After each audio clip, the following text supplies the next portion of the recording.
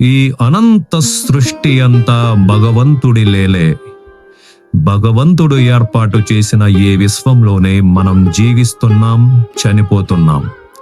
ఈ క్రమంలోనే భగవంతుడు అంతటా ఉంటాడని, ఆయన లేని ప్రదేశం లేదని పురాణాలు కూడా చెబుతున్నాయి. ప్రతి రాయిలోనూ, చెక్కలోనూ, ప్రతి పదార్థంలోనూ దేవుడు నెలకొని ఉంటాడు. మరి అలాంటప్పుడు దేవుళ్ళ ఆలయాలు కొన్ని ఎత్తైన కొండలపై ఎందుకు ఉంటాయి, సాధారణ నేలపై ఎందుకుండవు అంటే పలు కారణాలున్నాయి.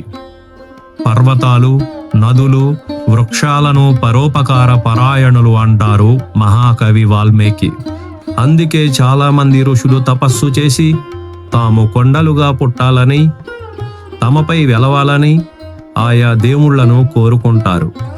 దీనివల్లే భద్రగిరిపై రాముడు, యాదగిరిపై నరసింహుడు, సప్తగిరిపై వెంకటేశ్వర స్వామి ఇలా ఆయా గిరులపై ఆయా దేవుళ్ళు, దేవతలు వెలిశారు.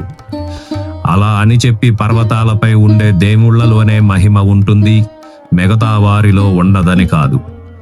దేవుడు ఎక్కడున్నా దేవుడే. ఆయన మనందరికీ ఆరాధ్య దైవమే. మహాకవి వాల్మీకి చెప్పినట్లు పర్వతాలకు ఒక విశిష్ట స్థానం ఉంది. కనుకే చాలామంది దేవుళ్ళు, దేవతలు ఋషులకు వరాలిచ్చి ఆయా కొండలపై వెలసారు. ఈ క్రమంలోనే ఆయా దేవుళ్ళు, దేవతలను దర్శించుకునేందుకు వచ్చే భక్తులకు పర్వతాలు ఆశ్రయమిస్తాయి, సేద తీరేలా చేస్తాయి, ఆహారం అందిస్తాయి. అలా పర్వతాలు ఎంతో మంది భక్తుల పాదస్పర్శతో తరిస్తాయి. అయితే ఇదే కాదు, దేవుళ్ళు కొండలపై ఎక్కువగా వెలియడానికి మరో 2 కారణాలున్నాయి.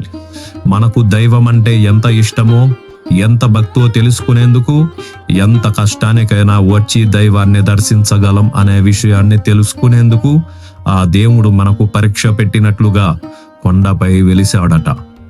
అందుకే అంత దూరంలో, అంత ఎత్తులో వెలిసిన దేవుణ్ణి చూసేందుకు వెళ్ళినప్పుడు ఎన్ని కష్టాలు ఎదురైనా వెనుతిరిగి చూడకూడదు, ఓర్పుగా ఉండాలి. అవన్నీ మనకు దైవం పెడుతున్న పరీక్షలే అనుకోవాలి.